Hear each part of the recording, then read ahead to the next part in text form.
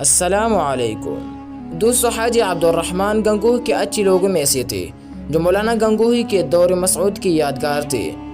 ہم وقت ذاکر و شاغل اور علماء و اہل اللہ کی صحبت کے شوقین و حریص تھے۔ وہ تقریباً روزانہ مدرسہ اشرف العلوم گنگوہ تشریف لاتے، کچھ باتیں بزرگوں کے سناتے اور کچھ چھوٹوں کے سنتے۔ آتے آتے ایک مرتبہ حاجی عبدالرحمن صاحب موصوف ایک دم غیر حاضر ہو گئے اور 1 ماہ کے بعد آئے۔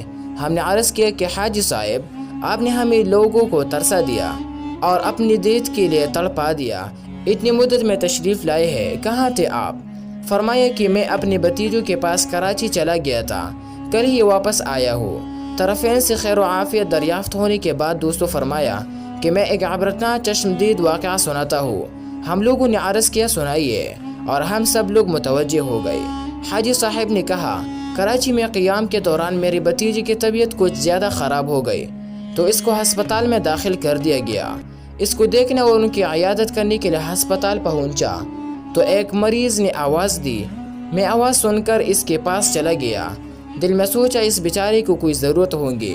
میں اس کے قریب گیا تو اس نے بیٹھا لیا اور کہا کہ شیعہ مت ہو جانا اور کہاں جاؤ۔ میں نے کہا یہ کیا بات ہوئی؟ میں نے سمجھا تھا کہ آپ کا کوئی کام ہوگا۔ اس نے کہا کہ بس یہی کام تھا۔ میں نے کہا ارے بھائی، میں تو پکا سنی ہوں، میں شیعہ کیوں ہوگا؟ آخر تم نے یہ بات کیوں کی؟ اس نے کہا آؤ بیٹھو، میں پوری بات سناتا ہوں، سنو۔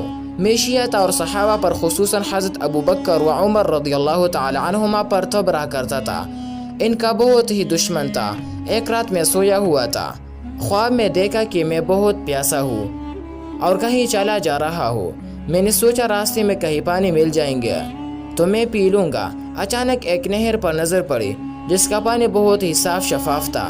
میری جان میں جان آئی اور میں پانی پینے کے ارادے سے آگے بڑھا۔ دیکھا کہ اس نہر کے گھاٹ پر ایک بورڈ لگا ہوا ہے جس پر نمایاں حروف سے لکھا ہوا ہے نہر خلیفۃ المسلمین ابی بکر صدیق رضی اللہ تعالی عنہ۔ یہ دیکھ کر میں جل بن گیا اور میں نے نفرت و بغض کے ساتھ اس کو چھوڑ دیا، اور دل میں نے سوچا کہ پیاسا مرنا منظور ہے مگر اپنے دشمن کے نہر سے پانی پینا منظور نہیں۔ میں آگے بڑھ گیا، پیاس سے بے تابی بھی زیادہ ہو گئی۔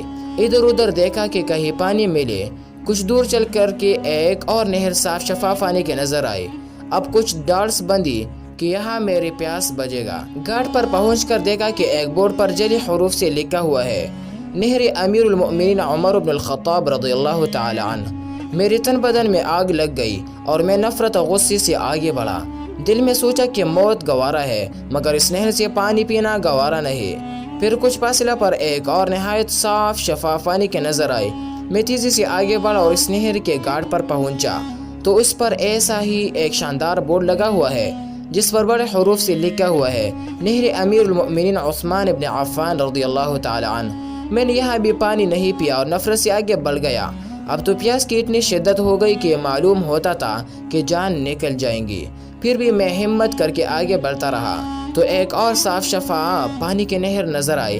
گھاٹ پر پہنچا تو اس پر لکھا ہوا تھا نہر امیر المؤمنین علی ابن ابی طالب رضی اللہ تعالی عنہ۔ اب تو میرے خوشی کا عالم نہ پوچھئے کہ میں اب حضرت امیر کے نہر سے سیراب ہوں گا۔ مگر جو ہی گھاٹ میں اتر کر پانی پینے کا ارادہ کیا تو دیکھا کہ ایک شخص گٹھیلے بدن کا نہایت گنجان داڑھی والا کھڑا ہے۔ اس نے مجھے دیکھ کر پوچھا کون؟ میں نے اپنا نام بتایا اور عرض کیا کہ میں بہت پیاسا ہوں، پانی پینا چاہتا ہوں۔ میں نے کہا آپ کون ہے؟ فرمایا میں ہوں علی ابن ابی طالب۔ میں نے کہا کہ میں ہوں آپ کا چاہنے والا، آپ کا غلام۔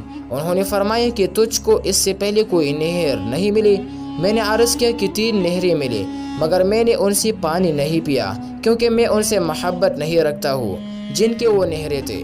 یہ سن کر دوستو حضرت علی نے فرمایا جو ان سے محبت نہیں کرتا وہ مجھ سے بھی محبت نہیں رکھتا، اور جو ان کا دشمن ہے وہ میرا بھی دشمن ہے۔ یہ کہہ کر میرے ایک تھپڑ اتنی زور سے رسید کیا کہ میری بھتیجی نکل کر باہر ہو گئی اور نیند سے آنکھ کھل گئی۔ دیکھا تو سارے دانت تکیہ پر پڑے ہیں اور منہ سے خون جاری ہے، شدید تکلیف ہو رہی ہے۔ میں نے گھر والوں کو آواز دے اور روتی ہوئی سارا ماجرا سنایا۔ اسی وقت شیعت سے فوراً توبہ کی اور یہ عہد کیا کہ جب تک زندہ رہوں گا ہر ایک سے یہی کہوں گا کہ شیعہ مت ہونا۔